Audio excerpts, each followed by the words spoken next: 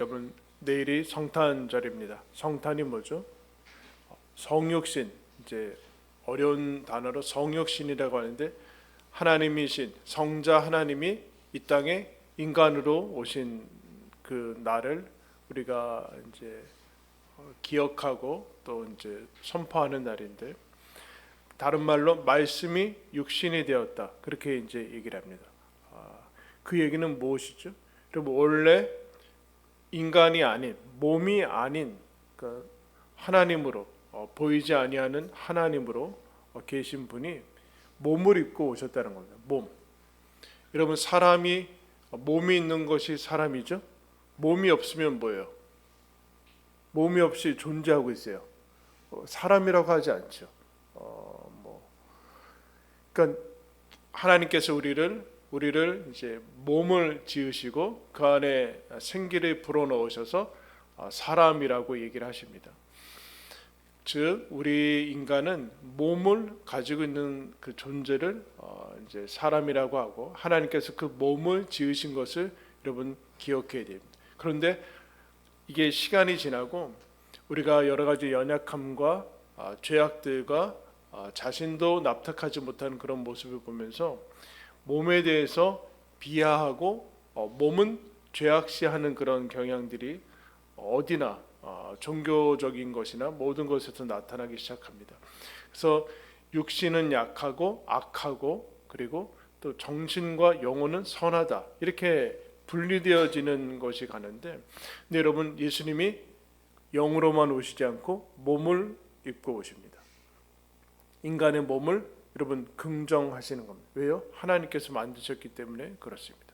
여러분, 우리의 문제는 몸만의 문제가 아니라 하나님에게서 떨어진, 그 끊어진 상태가 문제인 것이지 몸의 문제는 아니죠. 근데 하나님으로부터 끊어져서 모든 것이 문제가 생기면서 사망이 옵니다. 즉, 몸도 죽고, 여러분, 하나님에게서 떠나면 영혼도 죽습니다.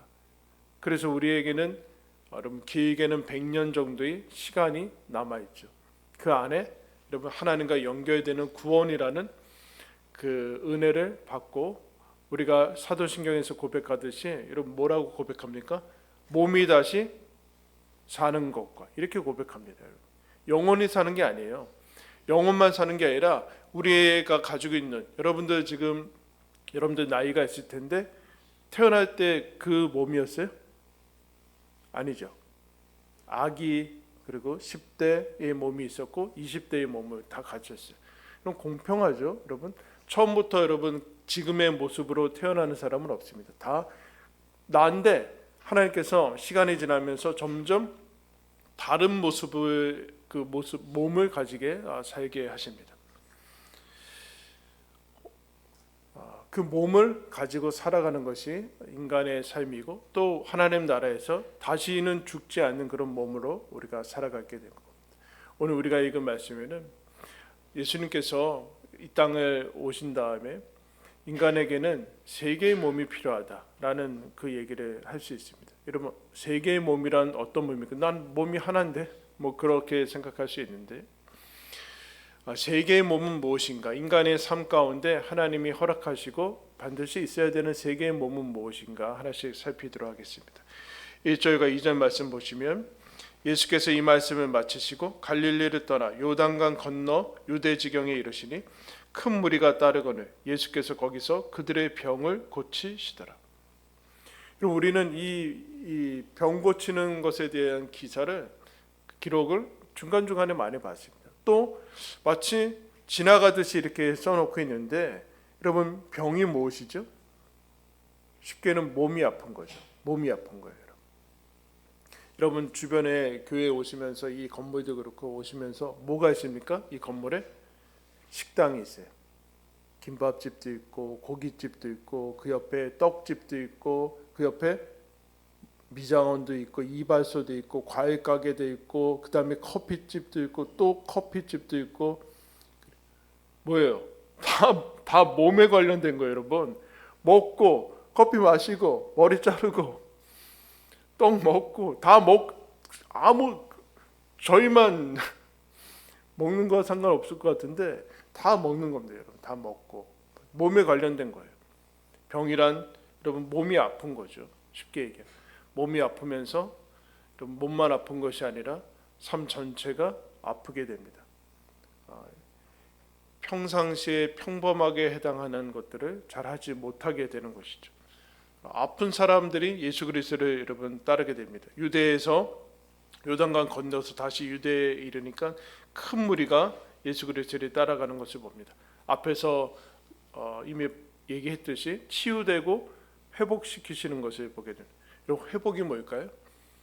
이들이 간절히 바랬던 병이 없고 하는 원래의 일상적인 삶을 살기 위한 그 회복을 위해서 예수 그리스도를 따르는 것을 보게 됩니다. 어떻게 따르게 됐을까요? 일단 아픈 것을 인정해야 됩니다. 여러분 우리가 자신도 그렇고 살다 보면은 아픈 것을 인정하지 못하는 그런 아픈 사람들이 있습니다. 아픈데 아프다는 것을 인정하는 게 대단히 쉬우면서도 어렵습니다. 몸도 마음도 아프다는 것을 인정하고 그리고 예수 그리스도를 따르면 낫겠다 아니면 나을 수도 있겠다라는 작은 희망을 가지고 와야지만 거기 예수를 따라갈 수 있습니다. 예수님께 물을 수 있는 것이죠. 여러분 당시에는 의사가 없었겠습니까? 있었습니다. 여러 가지 의학적인 요법도 있었습니다. 오늘날도 여러분 마찬가지입니다.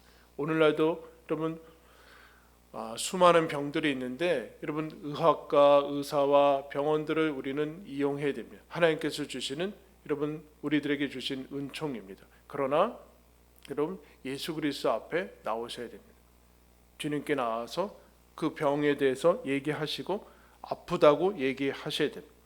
그때 예수님께서 이들을 여러분 고쳐주시는 것을 봅니다. 몸을 고쳐주시는 것이죠.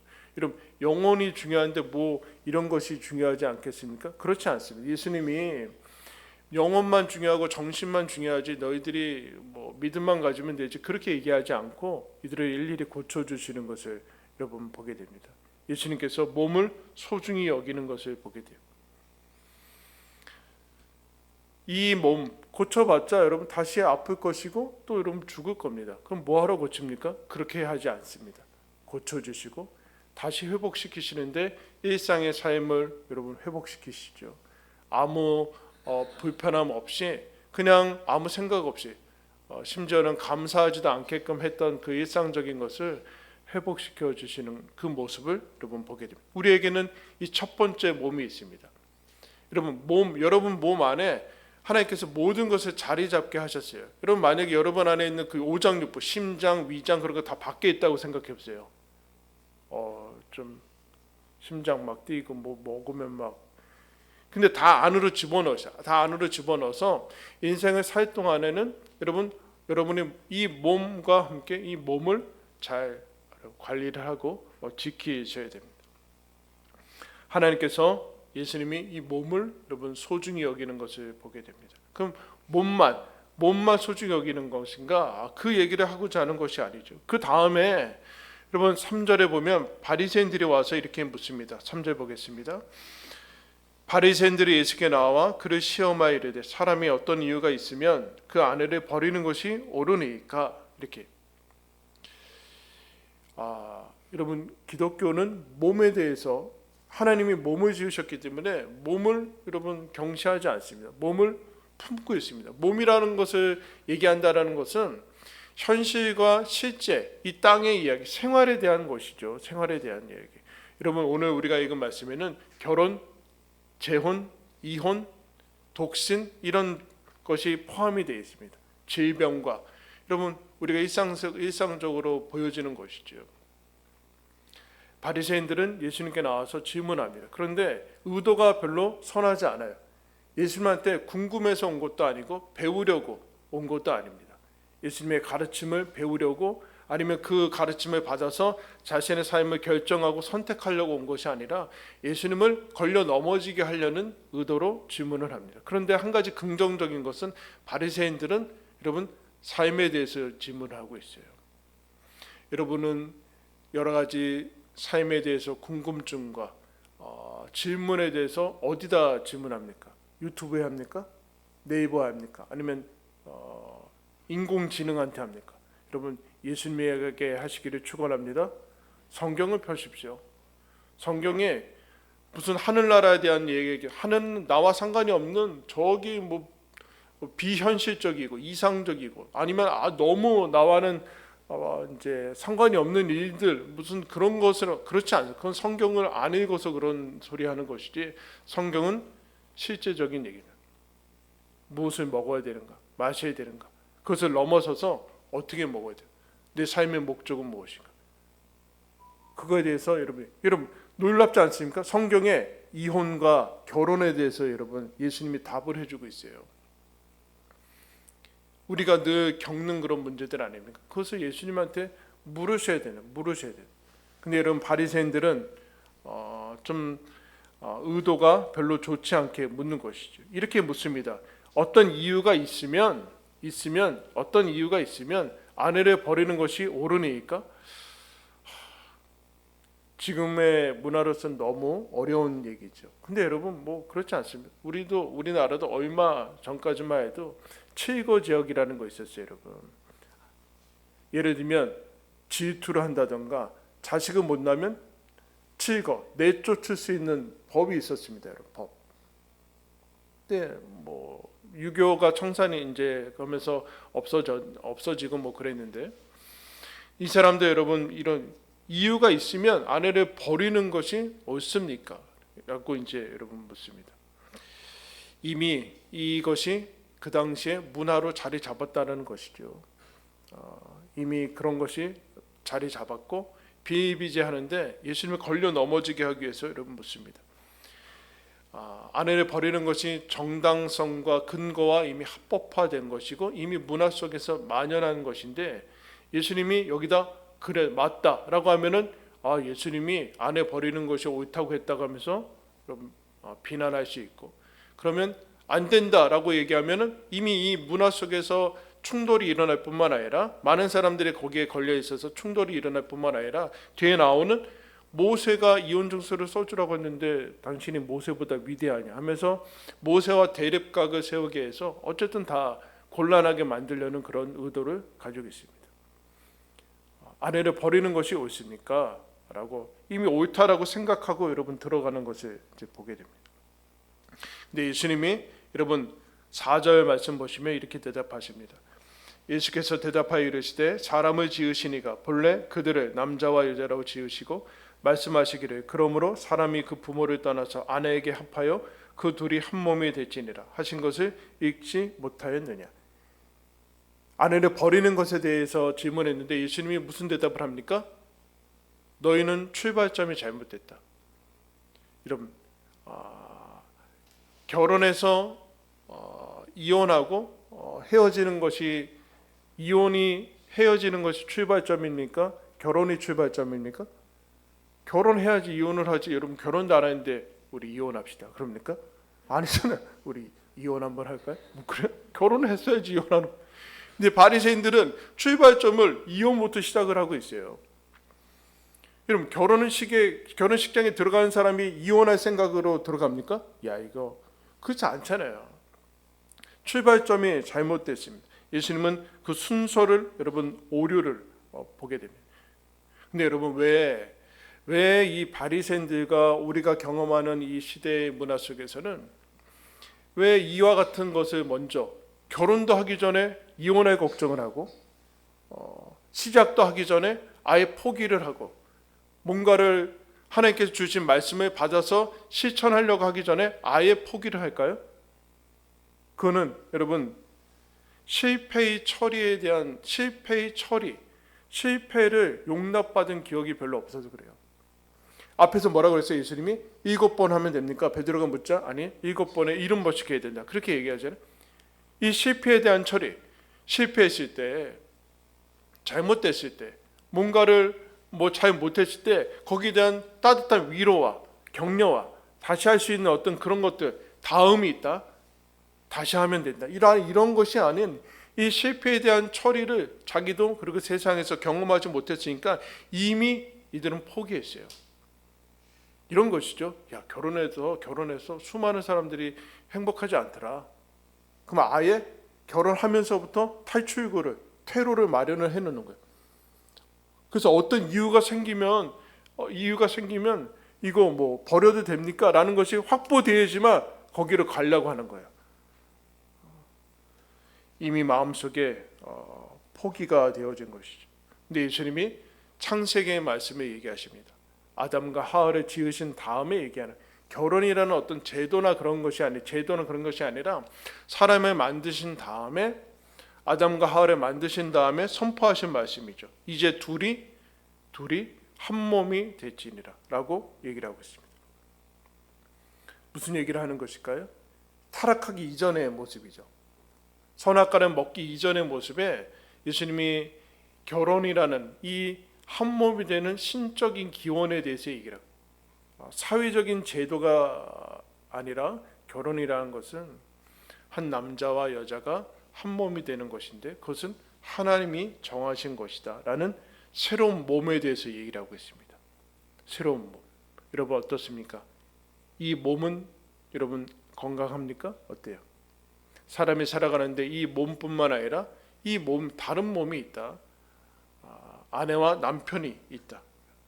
부부가 있다라고 얘기를 합니다. 그러면서 6절의 말씀은 예수님이 여러분 그 창세기의 말씀에 새롭게 덧붙여진 거예요.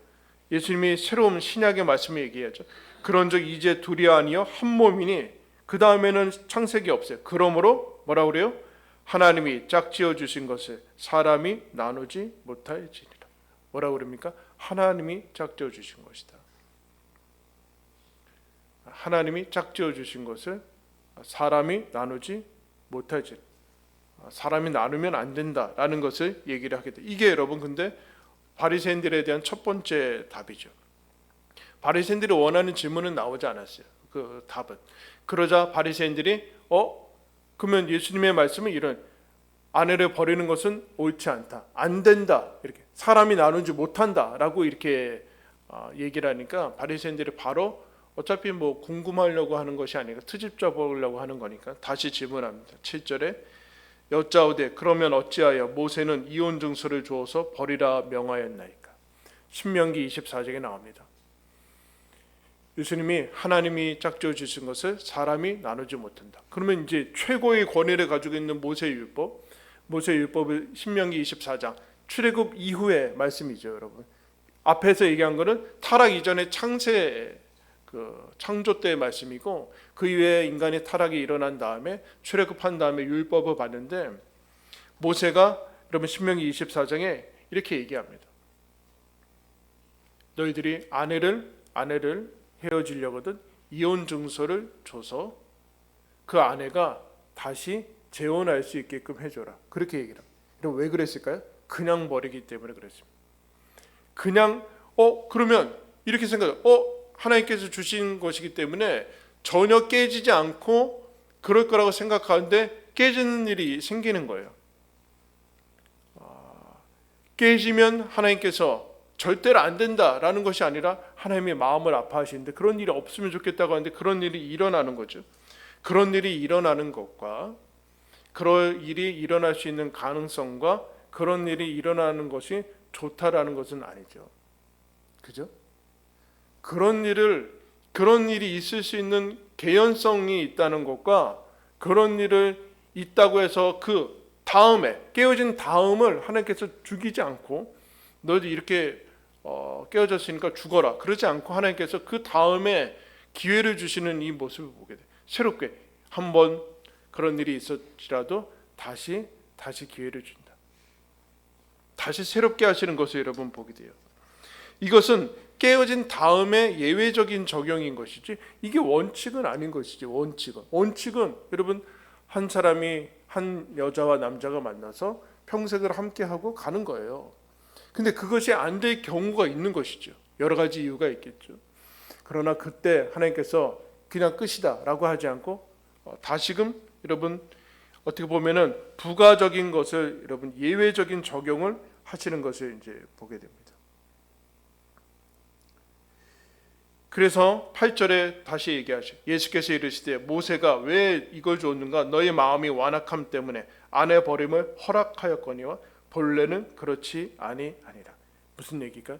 이혼의 법률이 생긴 이유는 깨어진 다음에 어쩔 수 없이 깨어져서 인간의 연약함과 때로는 악함으로 연약함으로 깨어졌을 때 그때 바로 망하게 하려고 하지 않고 이거를 율법 안으로 들어와서 공식화시킵니다. 왜냐하면 공식하지 않으면 버려버리고 이 어떤 여인이 버림받아가지고 그냥 막 살면은 어디다 다시 재혼할 수 있는 그 길도 없고 그러면 그냥 굶어 죽는 거죠. 여러분 요한복음 보면 사마리아 여인이 나오지 않습니까? 우물에 그 여인의 남편이 5이 있었는데 지금도 남편이 그 얘기는 그냥 버려졌다는 얘기예요. 그냥 버려졌다는 얘기. 그 당시는 여러분 남성이 우월한 그런 거기 때문에 그냥 버려졌죠. 그러면 여러분 세상이 얘기하는 남녀평등 어떤 평등이나 그런 거는 잘 아셔야 돼. 평등이란 단어 자체는 훌륭하고 좋은 것이지만 무슨 평등으로 갑니까? 너만 죄 짓냐? 나도 죄 짓자. 이렇게 가는 거예요. 남자들이 옛날에는 대놓고 죄 졌거든요.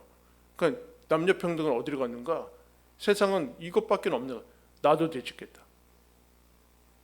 너희들만 나쁜 짓 하냐? 나도 대놓고 죄 짓겠다. 이런 평등으로 가게 돼요. 그래서 여러분 남성 우월주의에서 이제 그 여러 가지 장점이 있지만 이렇게 어떻게 하는가? 남자만 쫓아낼 수 있냐? 나도 쫓아낸다. 그래서 같이 쫓아내는 거야. 같이 헤어지는 것이 줄어드는 게 아니라 너만 쫓아낼 수 있냐? 나도 쫓아낼 수 있다. 서로 이런 쪽으로 가게는 너만 대놓고 담배 피냐? 나도 피겠다. 뭐 이런 것밖에는 여러분 세상으로 가는 게 별로 없어요. 기원은 무엇인가? 인간의 연약함이지 하나님이 마치 이것을 이혼을 장려하는 것으로 하면 안 된다. 여러분 지금 이 얘기는 결혼 이혼에 대한 얘기가 아닙니다. 하나님이 주신 원래 하나님 기뻐하시는 뜻 그리고 우리가 그것을 지키지 못했을 때 우리는 어느 쪽을 맞추면서 살 것인가 그 얘기야. 너희들이 만약에 결혼한 다음에 깨어져서 다시 이혼을 하고 그 다음에 만약에 재혼을 했으면 재혼이란 것 자체가 다시 기회를 준 것이 아닙니까? 다시 얻은 기회는 거기에서는 다시 어느 쪽으로 가야 되는가? 원래의 모습으로 하나님이 짝지어 주신 거니까 사람이 나누지 못할지는 여기로 가야 되는데 사람이 2번, 3번 뭐 그러면 어떤 일에 대해서 이 결혼 이혼을 떠나서 어떤 일에 대해서 2번, 3번 넘어지고 실패하고 그러면 아예 포기해버려요. 포기해버리고 이 창세기에 원래 하나님께 주신 말씀을 버려버린다는 그러지 말아라 이런 것이죠. 이게 나중에는 어떻게 갔는가? 이혼 증서만 있으면 합법이다 이렇게 가봐요. 이혼 증서만 있으면 마음대로 해도 돼. 그래서 이유가 없어도 이혼 증서만 주면은 잘한 것처럼 돼버렸어요, 여러분. 그래서 예수님이 여러분 9절에 이렇게 얘기하시죠. 내가 너희에게 말하노니 누구든지 음행한 이후에 아내를 버리고 다른 데 장가드는 자는 간음함이리라. 이렇게 얘기합니다. 어떤 이유든 이혼 증서가 있으면 된다라고 했는데 예수님이 그거를 아니다. 치명적인 이유 외에 음행이라는 것은 실질적으로 결혼이라는 언약 관계를 깨트린 것이기 때문에 그러나 여러분 이것도 예수님이 용서할 수 있는 사람이 있어요. 그에게 음행에 있으면 당연히 100% 헤어져라 그 얘기가 아니라 이거는 감당할 수 없고 실질적으로 언약이 깨어진 거기 때문에 허용을 하시는 것이지 허용이라고 해서 기뻐하는 것은 아니다. 본래는 그렇지 않다. 본래로 돌아가라. 이게 가능한가? 이런 그런 거예요. 제자들이 이미 결혼한 사람들인데 이 얘기를 듣고서 제자들도 숨이 막혔나 봐요. 너무나 우리와는 상관없어 보여요. 근데 여러분 오늘 우리가 읽은 이 말씀은 다시 한번 얘기하지만 결혼과 이혼에 대한 그런 문제가 아닙니다. 하나님의 뜻과 하나님이 원래 기뻐하시는 뜻과 뜻에 맞춰서 살 것인가 아니면 실패한 다음에 그 다음 것만 가지고 이혼 증서했으니까 뭐 아무렇게 살아도 되지. 우리는 어쨌든 뭐 용서받을 테니까 합법화 됐으니까 이렇게 돼버리는. 그 다음에 어디로 하나님께 주신 그 원래의 모습으로 회복을 할 것인가의 문제고. 여러분들은 그 다음에 그래서 제자들이 예수님의 말씀이 너무 어렵게 느껴지고 그러니까 이렇게 얘기합니다. 예수님 그러면 결혼 안 하고 아예 그렇게 될 것 같으면 혼자 사는 게 낫겠습니까? 여러분 이거 우리가 많이 듣는 거죠. 결혼하고 많은 이제 사람들이 이혼도 하고 또 재혼하고 그 다음에 가정 안에서 어려움을 겪으니까 야 혼자 사는 게 나아라는 얘기를 많이 듣죠. 근데 예수님이 뭐라고 합니까? 그거는 타고나야 될 것이다. 중요한 부분이죠, 여러분. 결혼도 독신이라는 것도 하나님께서 주신 그 부르심과 은사지 본인이 선택할 수 있겠습니까? 여러분 혼자서 살 수 없는 사람이 있습니다. 혼자서 살 수 있는 사람이 있어요. 그게 원래 태어나면서부터 그럴 수도 있고 아니면 자기의 뜻대로 하나님께 헌신할 수도 있고 뭐 그렇게 독신을 가지는 사람이 있을 수 있지만 그것이 안 되는 경우에는 여러분 그거는 어느 쪽이 우월하다. 난 독신이 우월하다. 결혼이 우월하다. 그렇게 모든 사람이 결혼해야 된다. 그렇게 얘기하고 있지 않아요, 성경은. 결혼을 안 할 필요 없는 사람이 있어요.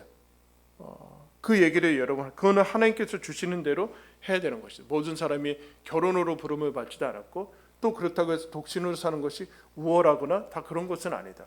하나님의 부르심대로 가야 돼. 단 독신의 상태에 있던 하나님에게 헌신하여 독신을 살고 아니면 결혼 상태에 있건 아니면 결혼 후에 이혼을 하고 다시 재혼 상태에 있건 여러분 누구나 다 사람은 혼자 있던가 아니면 결혼 상태에 있습니다. 그러면 그 결혼 상태에서 신실해야 된다. 재혼이든 아니면 그 다음에 더 결혼을 하든 간에 어쨌든 그 결혼 상태에서는 신실해야 된다라는 것을 여러분 얘기를 해주고 있습니다. 그러면 여러분 우리에게는 몸이 있죠. 여러분 몸은 건강하십니까? 또 두 번째 몸이 있습니다. 아내와 남편이죠. 여러분 이것은 기본입니다. 여러분의 그 몸은 어떻습니까? 과연 그러면 예수님이 이 땅에 오셔서 우리들한테 어떤 것을 주시는가? 세 번째 몸은 무엇인가? 여러분 에베소서 말씀을 찾겠습니다. 신약성경 뒤로 넘어가서 에베소서 5장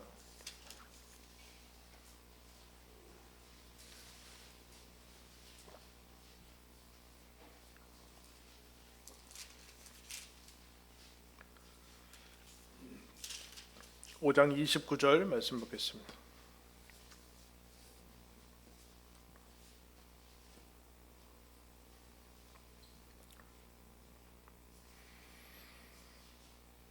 (28절부터) 5장 28절부터 제가 읽겠습니다. 이와 같이 남편들도 자기 아내 사랑하기를 자기 자신과 같이 할지니 자기 아내를 사랑하는 자는 누구를 사랑한대요?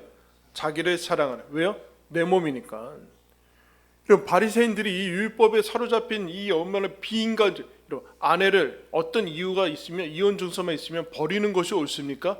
이것밖에 안 돼요. 이 당시 최고의 엘리트들과 하는 사람들이 이것밖에 안 돼요. 이혼 증서 주고 위자료 주면 얼마든지 버려도 되지 않습니까? 이 정도밖에 안 되는데 예수님이 여러분 구원받은 사람이 뭐라고 합니까? 남편들아 아내를 사랑하는 것은 너를 사랑하는 것이다. 여러분 얼마나 놀랍습니까? 이게 얼마나 여러분 낭만적이고 얼마나 위대한 겁니까? 이 얼마나 실제적인 거. 그 다음에 보세요. 누구든지 언제나 자기 육체를 미워하지 않고 오직 양육하여 보호하기를 그리스도께서 교회에게 함과 같으니 우리는 그 몸의 지체임이라. 그러므로 사람이 부모를 떠나 그의 아내와 합하여 그 둘이 한 육체가 됐지니 이 비밀이 크도다. 나는 그리스도와 교회에 대하여 말하노라. 뭐라 그래요? 또 몸이 있대요. 그게 교회래요. 근데 교회를 어디서 끌고 왔어요? 부부가 되는 것에 대해서 끌고 왔어요. 남편과 아내가 한 몸이듯이 그리스도와 너희 성도들이 하나이다. 우리는 그 몸의 지체다. 우리가 그 몸이래요. 그 다음에 마지막에 또 이래. 그러나 너희도 각각 자기 아내 사랑하기를 자신같이 하고 아내도 자기 남편을 존경하라. 여러분 여기에 행복의 비결이 있습니다. 할렐루야. 세상에는 없습니다. 세상에는 없습니다. 세상에는 뭘 합법이건 그게 문화건 간에 여러분 거기에는 그런 것이 없습니다. 예수님께서 이 땅에 오셔서 여러분 어떻게 뭘 하고 계십니까? 우리의 몸을 회복시켜 주시고 우리에게 영원한 생명을 주셔서 다시 살고 영원히 살고 죽지 않는 몸을 우리한테 예배하고 계시면서 우리를 회복시켜 주십니다. 그리고 우리에게 함께 인생을 살아가라고 몸을 주십니다. 아내를 주시고 남편을 주십니다. 그리고 교회를 주셨습니다. 세 번째 몸이죠. 교회에 너희들은 지체고 그리스도가 교회와 묶였다. 그러면서 여러분, 바리새인들은 완악한 모습들, 딱딱하고 마음이 사망한 건데 우리는 성령을 받은 몸이에요. 성령을 받은 성령의 전이고 남편과 아내가 한 몸이고 그리스도와 교회가 한 몸이다라고 얘기합니다. 그러면서 에베소서 4장에는 우리가 읽었듯이 이렇게 얘기합니다. 서로 친절하게 하며 불쌍히 여기며 서로 용서하기를 하나님이 그리스도 안에서 너희를 용서하심과 같이 하라. 그리고 뭐라고 합니까? 아내를 사랑하고 남편을 존경하라. 여러분, 이것이 저와 여러분이 부름을 받은 것입니다. 여러분, 깨어지고 아프고, 여러분 우리 몸이 아프고 우리 한 몸 된 가정이 아프고 교회가 아픈 이 땅, 하나님께서 몸을 입고 이 땅에 오십니다. 뭐 하러 오셨을까요? 이 세계의 몸을 회복시키시고 온전케 하기 위해서 오셨습니다. 여러분, 거기로 저와 여러분이 초대받았고 그 가운데 거하고 있습니다. 여러분의 몸은 안녕하십니까?